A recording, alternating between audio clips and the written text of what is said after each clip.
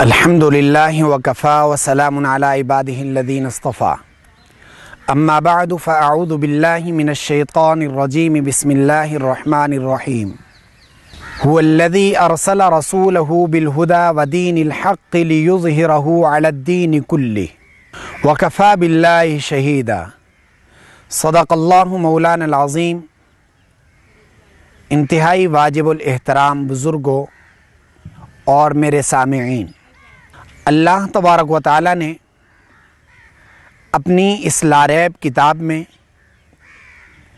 آقائے دو جہان صلی اللہ علیہ وسلم کی رسالت اور دین اسلام کی سربلندی اور سرخروئی کو اس آیت میں بیان فرمایا ہے، اور اس پر گواہ اللہ تبارک و تعالی نے اپنی گواہی پیش فرمائی ہے۔ وکفا باللہ شہیدا۔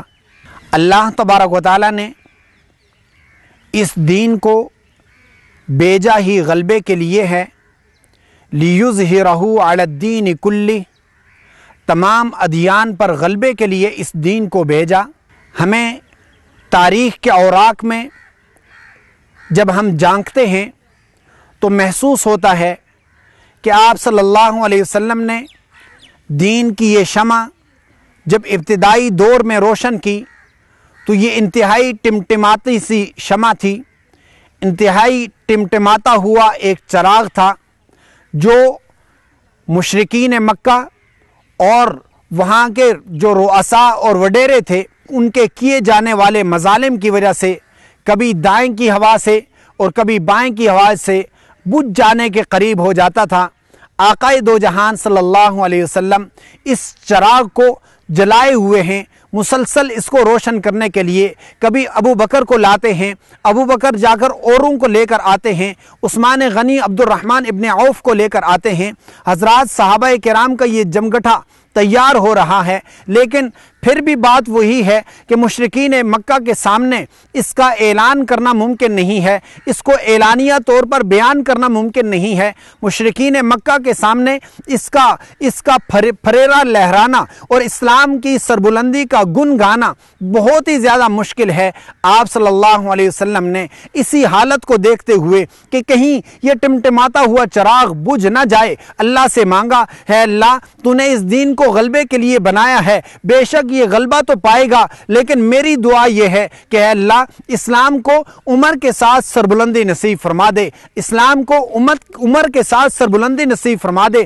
آقائے دو جہان صلی اللہ علیہ وسلم نے عمر یا عمر دونوں کے لیے دعا فرمائی، دونوں میں سے کسی ایک کو ہے اللہ تو شرف قبولیت دے دے۔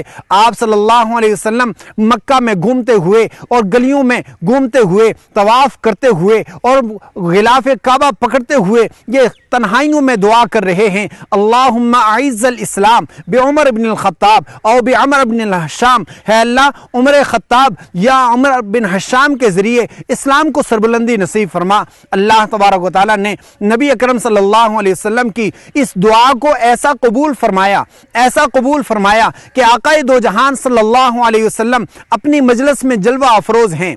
سیدنا حمزہ رضی اللہ تعالیٰ عنہ آپ صلی اللہ علیہ وسلم کے آپ کے چچا بھی ہیں اور آپ کے رضائی بائی بھی ہیں، وہ دروازے پر آپ کا پہرا دے رہے ہیں کہ کوئی آ کر آپ کو نقصان نہ پہنچا دے۔ لوگوں نے دیکھا کہ ایک شخص آ رہا ہے کہ جس کے ہاتھ میں تلوار ہے، لوگوں نے تو یہ سمجھا کہ وہ مشرکین مکہ کی جانب سے آیا ہوا ایک سفیر ہے اور ان کی جانب سے آیا ہوا ایک نمائندہ ہے، عمر ابن خطاب کے نام سے دنیا اس کو یاد کرتی ہے، لیکن در حقیقت وہ عمر ابن خطاب نہیں، وہ پیغمبر کی دعا آ رہا تھا۔ نبی اکرم صلی اللہ علیہ وسلم کی دعا قبول ہوتی ہے۔ سیدنا عمر ابن خطاب رضی اللہ تعالیٰ عنہ دائرہ اسلام میں داخل ہونے کے لیے گھر سے نکلتے ہیں، نکلنا بھی عجیب ہے۔ آپ صلی اللہ علیہ وسلم کا جب یہ شمع اور یہ دین کا ٹمٹماتا ہوا چراغ روشن ہونا شروع ہوا تو مشرکین مکہ نے فوراً یہ طے کیا کہ کسی طرح ان کو ختم کر دیا جائے، اور کیوں نہ اس چراغ کو جلانے والے کو ہی گل کر دیا جائے، نعوذ باللہ ثم نعوذ باللہ، پیغمبر اکرم صلی اللہ علیہ وسلم کو شہید کر دیا جائے۔ اس کیفیت میں انہوں نے اپنی ایک مجلس بلائی، اس مجلس میں بہت بڑا اعلان کیا کہ کون ہوگا جو نعوذ باللہ محمد ابن عبداللہ محمد رسول اللہ کا جا کر سر لے کر آئے گا۔ فاروق اعظم نے دیکھا کہ کوئی بھی نہیں اٹھتا، فوراً کھڑے ہوتے ہیں اور کہتے ہیں یہ سر میں لے کر آؤں گا۔ فاروق اعظم رضی اللہ تعالیٰ عنہ اپنے گھر سے تلوار لیے ہوئے نکلتے ہیں۔ سارے مشرکین اپنی جگہ پر خوش ہیں کہ یہ جس نے فیصلہ کیا ہے ضرور وہ سر لے کر آئے گا۔ فاروق اعظم اپنے گھر سے نکلتے ہیں، فوراً کسی نے بتلایا، رستے میں ایک شخص ملتا ہے، اس نے بتلایا کہ جاؤ اپنے بہن اور بہنوئی کی خبر لے لو، وہ بھی مسلمان ہو چکے ہیں۔ جس چراغ کو تم بجھانے جا رہے ہو اس چراغ کی شمع، اس چراغ کی روشنی تو تمہارے گھر میں پہنچ چکی ہے، تمہاری ہمشیرہ مسلمان ہو چکی ہے۔ آپ رضی اللہ تعالیٰ عنہ فوراً گھر میں پہنچتے ہیں، اپنی بہن اور بہنوئی سے معلوم کرتے ہیں کیا تم نے بھی دین اسلام قبول کر لیا؟ انہوں نے اعلانیہ طور پر کہا ہم نے قبول کر لیا۔ سیدنا فاروق اعظم دائرہ اسلام میں داخل نہیں ہوئے، لیکن اتنے غصے میں ہیں کہ سیدہ فاطمہ جو آپ کی بہن ہے ان کو مارنا پیٹنا شروع کر دیتے ہیں، اپنے بہنوئی کو مارنے کے لیے آگے بڑھتے ہیں۔ ایک تماچا اپنی بہن کے منہ پر لگتا ہے۔ سیدہ فاطمہ جو آپ کی ہمشیرہ ہیں انہوں نے اعلانیہ کہا گر عمر تو ہم کو جان سے مار بھی ڈالے، شکنجو میں کسے یا بوٹیاں کتوں سے نچوالے، ہرگز دین حق سے پھر نہیں سکتے، بلندی معرفت کی مل گئی گر نہیں سکتے۔ فاروق اعظم رضی اللہ تعالیٰ عنہ کی اس جذبے کو دیکھ کر فاروق اعظم نے اپنی بہن فاطمہ کے اس جذبے کو دیکھ کر فوراً کایا پلٹ گئی، کہا دیکھنا چاہتا ہوں کہ کیا چیز ہے جس نے تمہیں اتنا مستقیم کر دیا، جس نے تمہیں اتنی استقامت دے دی۔ فاروق اعظم رضی اللہ تعالیٰ عنہ نے اس جذبے کو دیکھ کر فوراً کہا کہ مجھے بھی وہ چیز دکھاؤ۔ جب انہوں نے کہا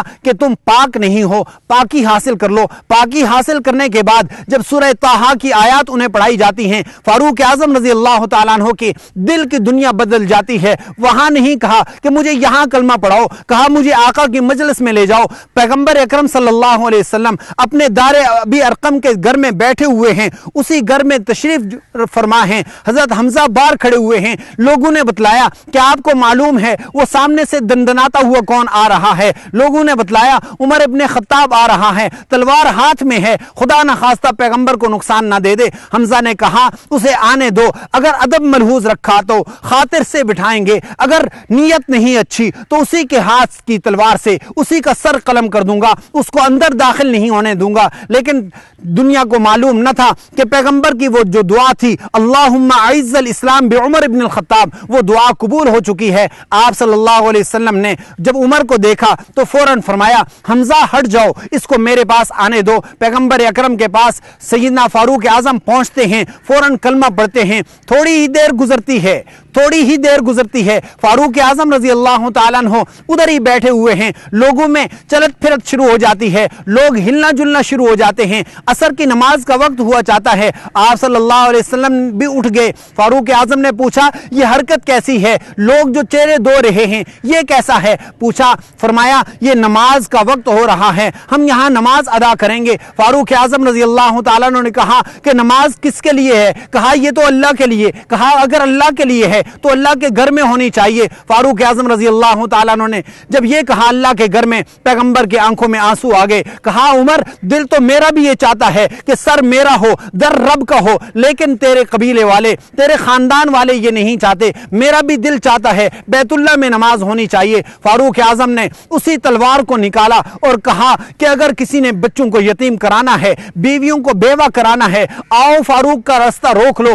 آج محمد رسول اللہ مکہ میں جا کر بیت اللہ کے اندر نماز پڑھیں گے۔ چنانچہ آپ صلی اللہ علیہ وسلم نے عصر کی نماز فاروق اعظم کی قیادت میں اور فاروق اعظم کی معیت میں سب سے پہلے مکہ میں جا کر بیت اللہ میں جا کر سب سے پہلے اعلانیہ نماز پڑھی۔ لیظہرہ علی الدین کلہ، تمام ادیان پر غلبے کے لیے آیا، لیکن سب سے پہلا جو چاند لگایا، جو سب سے پہلی روشنی دی، وہ فاروق اعظم رضی اللہ تعالیٰ عنہ نے دی۔ اسلام جوں فاروق اعظم داخل ہوئے، اسلام پھلنا پھولنا شروع ہو گیا۔ وہ جو پہلے ایک دوسرے سے چھپ چھپا کے عبادت کیا کرتے تھے، آج وہ اعلانیہ عبادت پر اتر آئے ہیں۔ بیٹا باپ سے ایمان چھپا رہا، باپ بیٹے سے ایمان چھپا رہا، آج وہ اعلانیہ ایمان کا اعلان کر رہے ہیں۔ فاروق اعظم رضی اللہ تعالیٰ عنہ کی اس جرت اور اس استقامت کی وجہ سے اللہ تبارک و تعالیٰ نے اتنا قریب کر دیا کہ 40ویں نمبر پر ایمان لانے والا فاروق اعظم بڑھتا ہے، اتنا نبوت کے قریب ہوتا ہے، اتنا قریب ہوتا ہے کہ دوسرے نمبر پر خلافت مل جاتی ہے، اور خلافت بھی ایسے ہی نہیں ملی بلکہ پیغمبر اکرم صلی اللہ علیہ وسلم نے اپنی زبان مبارک میں بہت جگہ پر ارشاد فرمایا، کبھی فرماتے ہیں کہ اگر میرے بعد کوئی نبی ہوتا، لو کان بعدی نبی لکان عمر، اگر میرے بعد کوئی نبی ہوتا تو عمر اس قابل تھا، عمر میں یہ صلاحیت تھی، عمر میں یہ استعداد تھی، عمر میں نبیوں والی طاقت تھی، وہ نبی بن سکتا تھا، لیکن پیغمبر آخری نبی ہیں، ان کے بعد کوئی نبی نہیں۔ پیغمبر نے فرمایا ہر ایک نبی کے لیے وزیر ہوا کرتے ہیں، اگر میرے وزیر ہیں تو ابو بکر اور عمر میرے وزیر ہیں۔ حضرت فاروق اعظم رضی اللہ تعالیٰ عنہ کو اتنا درجہ نصیب فرمایا کہ جب فاروق اعظم رضی اللہ تعالیٰ عنہ منصب خلافت پر فائز ہو جاتے ہیں، منصب خلافت میں مختصراً عرض اس لیے کرتا ہوں، وقت کی قلت کے باعث میں آخرت کی اور ان کی شہادت کی طرف میں آنا چاہتا ہوں۔ خلافت پر فائز ہونے کے بعد فاروق اعظم رضی اللہ تعالیٰ عنہ وہ ہیں کہ اس دور میں جب وہ ترقی یافتہ دور نہ تھا، جب آواز ایک دوسرے تک پہنچانا ممکن نہ تھی، میلوں اور برسوں لگ جاتے تھے، ایک پیغام دوسرے ملک میں پہنچاتے ہوئے مہینے لگ جایا کرتے تھے، فاروق اعظم مکہ میں مدینہ میں نماز پڑھاتے ہوئے مسجد نبوی کے منبر پر کھڑے ہو کر کہتے ہیں یا ساریہ الجبل الجبل، یا ساریہ الجبل الجبل، یہ الفاظ کہتے ہیں۔ ادھر شام کے مقام پر سیدنا ساریہ رضی اللہ تعالیٰ عنہ وہاں پر لڑائی کر رہے ہیں، کفار کی جانب سے عقب کی وجہ سے اوپر سے آ کر انہوں نے حملہ آور ہونا ہوا۔ سیدنا ساریہ رضی اللہ تعالیٰ عنہ کو جب یہاں سے آواز پہنچتی ہے اور یہ پیغام آواز پہنچاتی ہے وہاں تک، سیدہ وہ پورا قافلہ اور وہ صحابہ کرام کا پورا جرمٹ اس شر سے محفوظ ہو جاتا ہے۔ بعد میں جب لوگوں نے پوچھا آج آپ نے یہ آواز دی ہے اور ساریہ موجود نہیں ہیں، آپ نے آواز کس کو دی؟ کہا تمہیں معلوم نہیں۔ سیدنا فاروق اعظم مدینہ میں کھڑے ہوئے ہیں، اپنی روحانی نظر سے وہاں تک دیکھ رہے ہیں جہاں تک کوئی نظر نہیں دیکھ رہی، اور اپنے ایک ایک ورکر کو، اپنے ایک ایک کارکن کی حفاظت کیے ہوئے ہیں۔ سیدنا فاروق اعظم رضی اللہ تعالیٰ عنہ کا جو دور ہے، دور خلافت، انتہائی زرعی دور ہے، انہوں نے ہر طرح کے ادارے بنائے۔ آج افواج پر بڑا فخر کیا جاتا ہے، ہر ملک کی ریڑھ کی ہڈی افواج ہوا کرتی ہے، لیکن اس افواج کا بانی اگر دیکھا جائے تو وہ فاروق اعظم ہے کہ جس نے ان کے وظائف مقرر کیے اور ان کے لیے چھٹیاں مقرر کی، ان کے آنے جانے کا نظم مقرر کیا، اور ایک جماعت ایسی بنائی کہ جن کا نظم اور جن کا خرچ اپنے بیت المال پر رکھا، اور اس جماعت کا کام یہ تھا ہر وقت دین اسلام کے لیے جنگ اور محاذ کے لیے تیار ہو۔ یہ فاروق اعظم کا کارنامہ ہے۔ ڈاک کا سلسلہ فاروق اعظم نے شروع کیا، پولیس کا سلسلہ فاروق اعظم نے شروع کیا۔ یہ سارے ادارے جو آج میرے اور آپ کے حفاظت کے لیے بنے ہوئے ہیں، فاروق اعظم رضی اللہ تعالیٰ عنہ نے یہ سارے قائم کیے ہیں۔ اب فاروق اعظم رضی اللہ تعالیٰ عنہ کی شہادت کی طرف آتے ہیں، وہی فاروق اعظم جس کو اللہ تبارک و تعالیٰ نے اتنا بڑا درجہ دیا کہ کہاں عمر ابن خطاب، کہاں خطاب کا بیٹا ہے، اونٹ چراتا ہے، باپ کہتا ہے تو اونٹ چرا نہیں سکتا، اور دوسری طرف دیکھتے ہیں وہی فاروق اعظم مسجد نبوی میں کھڑے ہو کر دعا کرتا ہے اللہم ارزقنی شہادہ، اے اللہ مجھے شہادت دے دے۔ اے اللہ شہادت تو نے بہت ساروں کو دی ہے، کسی کو بدر میں لے جا کر، کسی کو احد میں لے جا کر، کسی کو حنین میں لے جا کر، کسی کو تبوک میں لے جا کر، کسی کو احزاب میں لے جا کر، کسی کو خندق میں لے جا کر، ان سب کو شہادتیں دی ہیں۔ اے اللہ مجھے بھی شہادت دے دے، لیکن مجھے شہادت میری مرضی کے مطابق ہونی چاہیے۔ پوچھی شہادت کیسی؟ کہا ایسی شہادت ہو اللہم ارزقنی شہادہ، اے اللہ شہادت دے دے، اور ورزق موتی وجعل موتی فی بلد رسولک، वजअल मौती फी बलदी रसूलिक, है अल्लाह मेरी शहादत को अपने नबी के शहर में बना दे। अल्लाह तबारक व तआला ने शहादत की ये दुआ ऐसी कबूल फरमाई कि ना सिर्फ उसी जगह पर बल्कि उससे भी आगे ले जाकर सैयदना फारूक आज़म रज़ी अल्लाह तआला अन्हु को मुसल्ला रसूल पर शहादत के दर्जे पर फायज किया। सैयदना फारूक आज़म रज़ी अल्लाह तआला अन्हु ऐसे ज़र्री दौर से गुजर रहे और उन्होंने जाम शहादत यकम मुहर्रमुल हराम को 27 ज़िलहिज्जा को उन पर कातलाना हमला होता है। 3 दिन इसी तरह बीमार रहने के बाद यकम मुहर्रमुल हराम को आपने जाम शहादत नोश किया। तारीख़ को मालूम होना चाहिए और हमें इस्लाम बहैसियत मुसलमान होने के हमें मालूम होना चाहिए कि हमारी इस्लामी तारीख़ की सबसे पहली जो तारीख़ है इस तारीख़ में शहादत हुई